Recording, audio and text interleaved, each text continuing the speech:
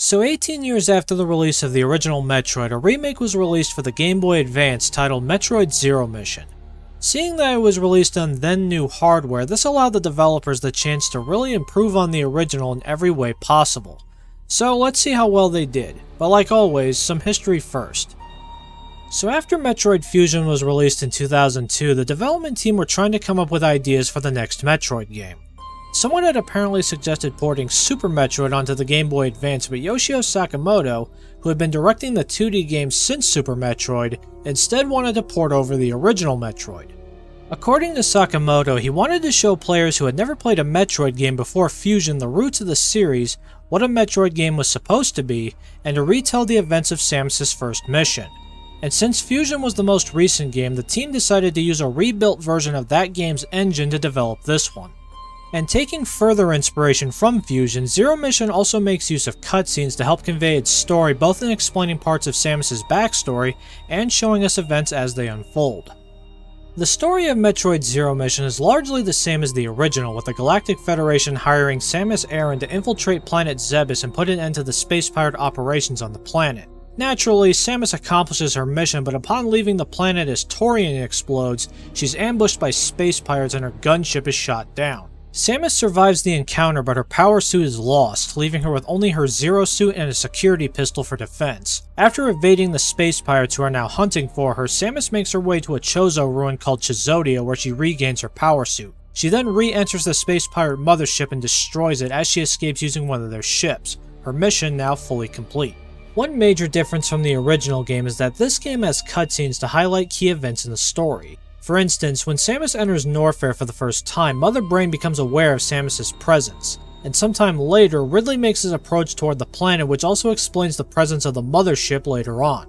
When Samus enters Torian, Metroids are seen draining the life from a space pirate, and when Samus reaches the Ruins Trial, we see flashbacks to when Samus was a child, something that was explored more in the Metroid manga. And at least twice, we see Samus narrate parts of the story, specifically at the beginning and later again once her power suit is lost. I really like the inclusion of these cutscenes because even though there's really no dialogue in this game, these scenes give us enough that we can figure some things out for ourselves. Metroid has always been a series that typically doesn't rely on dialogue to tell its stories, though there have been exceptions such as Metroid Prime 3 and Metroid Fusion. But typically, it relies on things like the environment and character body language to tell us the story or what a character is feeling, and I think that works for Metroid. And that's no less true here. When comparing gameplay in Zero Mission to the original, there are a large number of changes made to the formula in Zero Mission, with many of these changes having been introduced after the original game's release. As such, I'll discuss these additions more in depth when I review the games in which they were introduced. From Metroid 2 we have save rooms, so gone are the days when you had to input passwords, now you have actual save files, which is awesome. From Super Metroid, quite a number of new gameplay elements are carried over. Super missiles, power bombs, the various suits' heat protection, and the speed booster, just to name a few. But in addition to that, we now have multi-directional shooting, which is a godsend, and a map, so now you can keep track of what rooms you've visited and where you currently are. And it even shows you if an item is present in the room, indicated by the white circle. And rooms are color-coded to indicate when a room is a main area, a side area, or even if the room is dangerous without the various suits' heat protection, indicated by the orange color. And then from Fusion, we have ledge grabbing and stacked beam power-ups. Fusion introduced the ability to grab ledges, though in that game, Samus could do this naturally, but for some reason in this game, she needs a power-up to do this. And then unlike Metroid 1 and 2 where you could only ever use one beam at a time, whenever a beam is collected in this game, it stacks on top of your current beam. So for instance, you collect the ice beam first, which can't travel through walls. But once you collect the wave beam, you now have a wave ice beam, receiving the best of both attacks. I really don't mind this because even in Super Metroid where I could equip and de-equip certain beams, I always used a certain stacked loadout anyway and never looked back, so to me this is hardly an issue. Now, the original Metroid was an entirely non-linear game, so once you appeared, you had no form of assistance whatsoever. This game changes that up a bit. At certain times, you'll come across Chozo statues that will tell you where you should be headed, but it doesn't tell you exactly how to get there. In effect, it's kind of like the hint system in Metroid Prime. These hints direct you toward items that will be necessary to proceed, and at some point you'll be using that new power-up to reach another Chozo statue to repeat this process. Personally, I think they used this system to help ease newer players into this series, and I actually like this change. While I enjoy exploring in games, I also like knowing at least what direction I should be headed next in order to proceed. I don't need to be told how to get there, but I do like at least a bit of direction, and this fulfills that need for me. That's not to say there isn't any exploration at all, because there is, but some of it can only be done after obtaining the complete power suit, and then backtracking to earlier areas in the game to obtain items you couldn't earlier because you didn't have the proper equipment. Again, I really don't find this to be an issue because I've played Metroidvanias that do this exact thing like the Ori series, and I didn't mind it there either. The only thing that sucks about it here is that it can take you some time to get back to those earlier areas. It's a bit of a nitpick, but let me tell you, games like this that implement fast travel to previous locations can really spoil you in that regard. Unlike the original game, which had 5 areas to explore, Zero Mission has 7. Brinstar, Norfair, Kraid's Lair, Ridley's Lair, and Torian all return, and then from Super Metroid we have the surface area of Criteria, and exclusive to this game is Chizodia, which also includes the Space Pirate Mothership.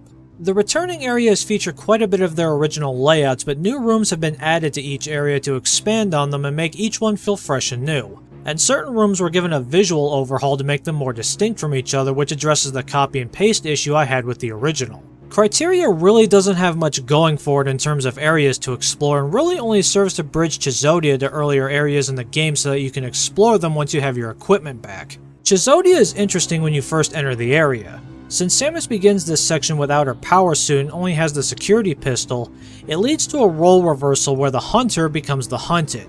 The security pistol can only stun enemies for a few seconds, and Samus's health during this section depends on how many energy tanks you collected up to this point. And one attack from a space pirate does an entire tank's worth of damage, so this is basically a stealth section where you're attempting to avoid combat at all costs. This is easily one of the most tense parts of the game because this is the one time where you don't want to engage the enemy because they can kill you in seconds. And if they do spot you, it's a race to escape from them and find somewhere to hide, which can be really hard to do sometimes.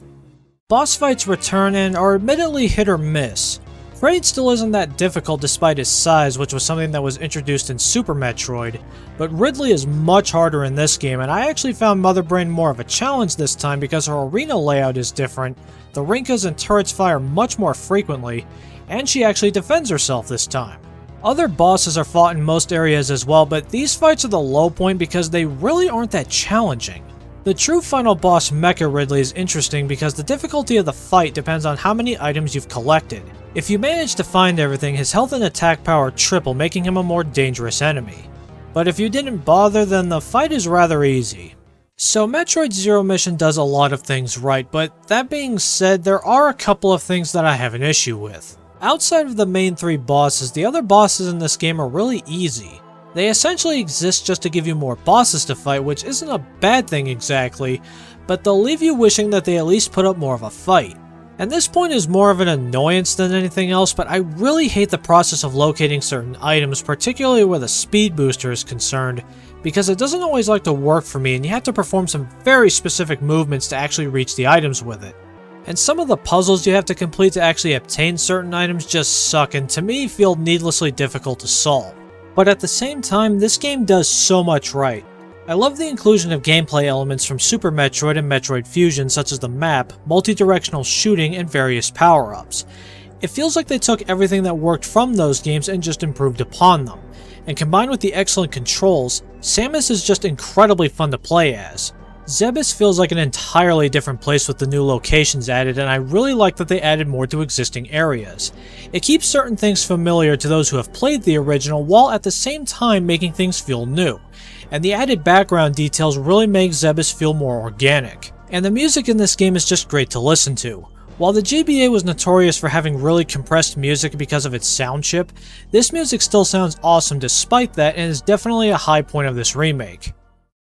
Metroid Zero Mission is a fantastic remake of the original game.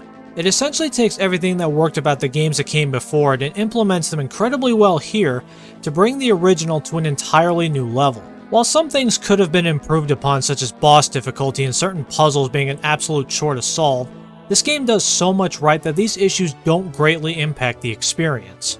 The inclusion of new story elements, gameplay changes from Super Metroid and Fusion, and the overall expansion of Planet Zebes make this the definitive way to experience Samus Aran's first mission. While I still think the original Metroid is worth playing and has its strengths, Zero Mission does everything that the original did and then some. If you're looking to get into the Metroid series, this is the game that I recommend starting with. The challenge is just about right, and it does a great job of easing newer players into the experience. To me, this is a remake done right. Samus's next mission takes her away from Zebes and onto the Metroid homeworld of SR388. Next time, we're taking a look at Metroid 2 Return of Samus on the original Game Boy. Until then, take care everyone.